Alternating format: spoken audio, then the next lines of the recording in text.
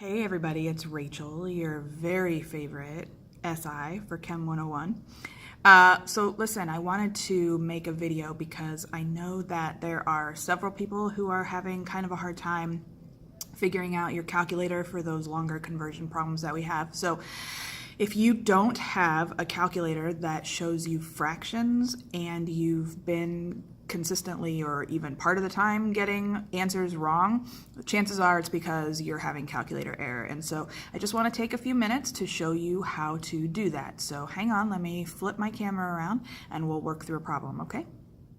So I had to flip my camera around so that I can show you the problem that I have here. So what I want to know is how many milligrams of sodium are in 2 moles of sodium chloride in table salt, right?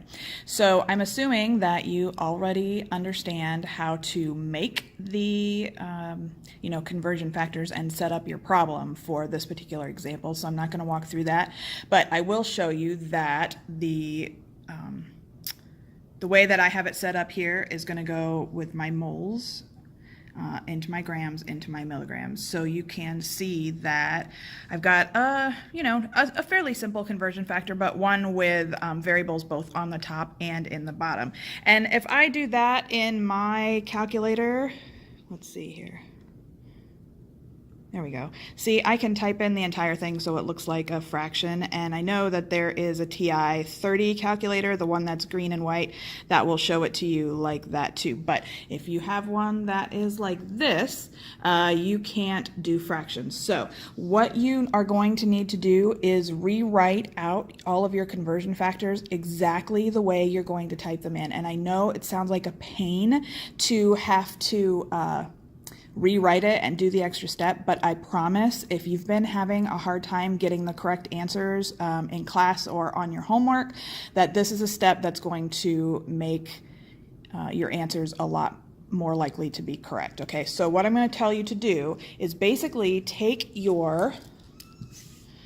you're going to take your conversions that you wrote out here and you're going to rewrite them just the way you're going to do it in your calculator.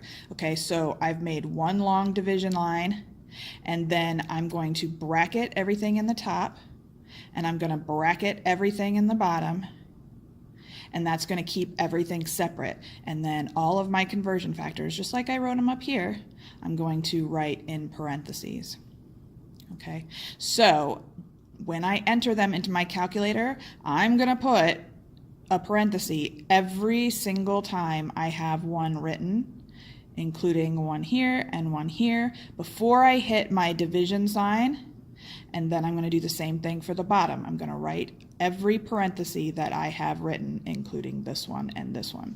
Now, most of you have a calculator that will do the EE button. On this calculator, it is right here. And you can hit that second and then the EE. And that is the easiest way to make sure that your 1 times 10 to the whatever is written correctly. So just write it as 1, then the EE button, and then your exponent. In this case, it's -3. Okay, so I'm going to enter that into this calculator here, and I hope that you can see it and I can type it in at the same time. Okay, so I've got, let's see, parenthesis, and then another parenthesis. We've got 2 moles times 1 mole times 22.99 grams times 1 milligram. And then I've got my second parenthesis that finishes off my top line before I hit my division. Okay, that's my fraction bar. Then I'm going to do the same thing. I'm going to do a fraction a parenthesis that's going to enclose my entire denominator, and then I'm going to do one for each unit. So 1 mole times 1 mole times 1 EE -3 parenthesis. Then I'm going to close off my denominator. Okay? And you can see I've got 45,980. In my case, I would write that in scientific notation because it's a pretty big number. So I'm going to hit second, and then this scientific English button right there. And I'm going to choose to go to scientific notation. And now my answer, you can see, is 4.598 times 10 to the 4th, which is, whoops,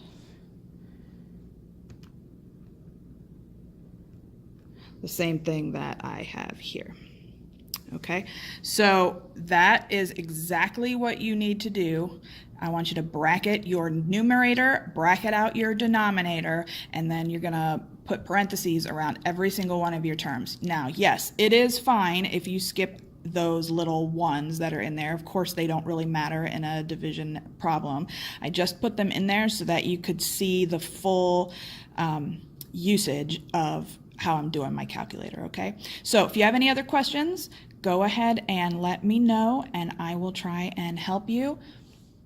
So please try and come to SI. We always do questions and I usually have time to answer things like that. And I also have office hours on Wednesday, let's see, 12 to 2 in CP 423, I believe that is, and also then 3 to 4 before SI starts in CP 257, both on Monday and on Wednesday. So I can work with you one-on-one during those times if you need it.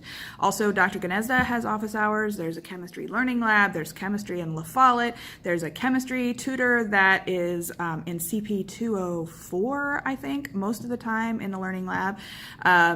And there's tutors in the Learning Center, so there is tons of help. There's no reason for you to be confused or to feel like you're struggling. Please come and see us if you need any help, okay? Thanks, bye.